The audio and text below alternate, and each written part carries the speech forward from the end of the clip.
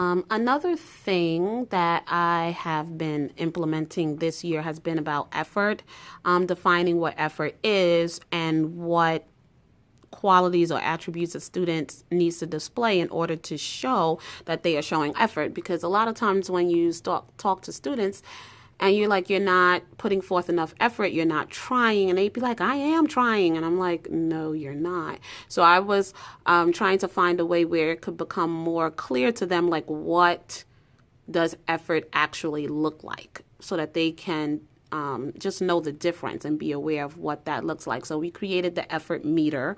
Once again, I am not the brainchild of these things. I actually love to look on Pinterest and Teachers Pay Teachers and the teacher's notebook, which I think is no longer around anymore, and look for items that allow you to edit, because I like to add my own flair and spin to things. But I usually, to be honest, kind of take ideas from other people and adapt them to my own. I don't really have the time anymore to like start from scratch and like create all these wonderful resources like I used to when I was teaching in my younger days. So the effort meter, all of these things I will try to link below once I get really good at doing those things. But for right now, just give you guys a preview of the effort meter.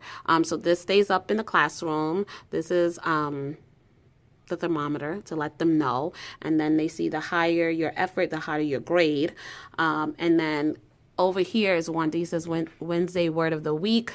Our word this week is lackadaisical, and every week I change it. I literally, sometimes I try to make a literature connection as to why I'm picking a word, or if it comes out of one of our read aloud, something that I think they don't know.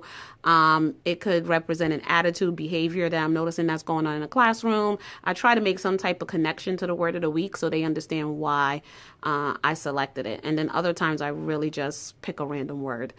And then next to that is like a breakdown of what the effort meter consists of. So, for example, like a 1 would show like you started your assignment, you didn't finish, you spent lots of time off task, your work is sloppy.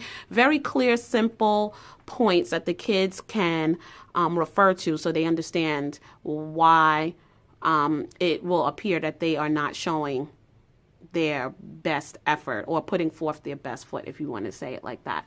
And so it goes all the way up to 5. And then we have the chart, what does best effort mean?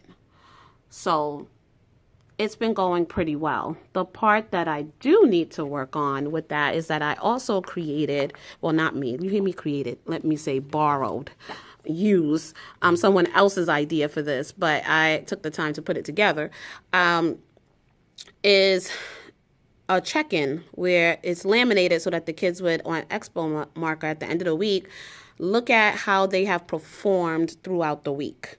Were they finishing their assignments? Did they follow all the directions? Did they work the whole time? Did they check their work? Did they try their hardest? And then they assess themselves?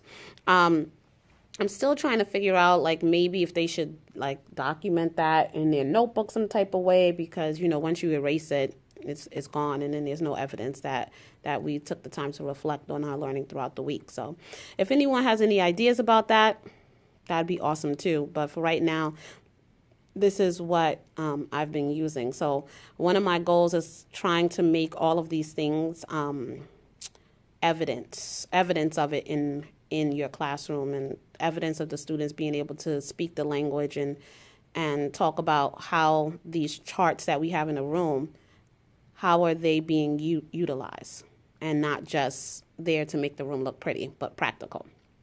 All right, guys. So that's a little bit about the effort meter. All right. And I can't wait to share some more videos with you soon. Bye.